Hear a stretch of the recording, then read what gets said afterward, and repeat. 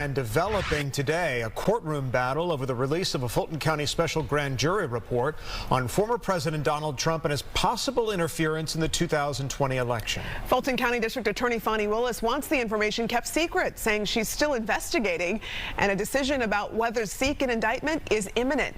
Senior I-Team reporter Dale Russell was in court and says a media lawyer disagreed, saying the report should be made public. And now, Dale. Strong arguments from both sides, Courtney. The special grand jury tasked with investigating then-President Trump in the 2020 election heard testimony from 75 witnesses over 8 months and then wrote a report of their findings and asked the judge to make it public.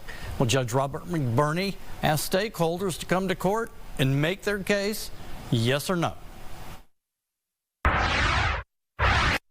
Partly what's extraordinary is what's at issue here, the alleged interference with the presidential election. Fulton County Superior Court Judge Robert McBurney setting the stage for the legal debate over whether the grand jury report of its investigation of former President Donald Trump and others should be made public. But what about the process makes it secret? Beginning early last year, for 8 months, a parade of witnesses, many well-known like Governor Brian Kemp and former President Trump's national security advisor, Michael Flynn, appeared at the Fulton County Courthouse to testify before a special grand jury.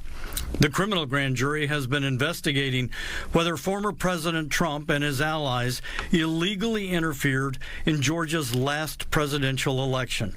Earlier this month, the grand jury finished its work, and grand jurors voted to recommend that its report be published. But due to complex laws governing grand juries, Fulton County Superior Court Judge Robert McBurney invited key players into court to argue when and how much of that report should be made public.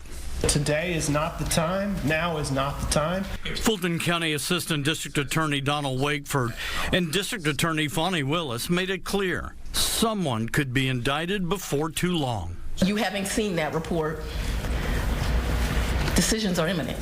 Willis and Wakeford argued if the report is released too early, not only could potential defendants' rights to a fair trial be damaged, but her ongoing criminal investigation could be hurt.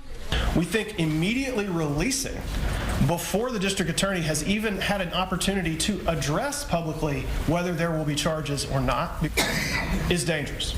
We believe the report should be released now. Tom Clyde, representing a number of media outlets, said the grand jury itself asked that the report be released to the public. Let the public decide.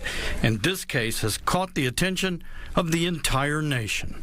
There's enormous public interest in what they have said, and that exists in this state. It exists across the nation. It exists beyond the nation.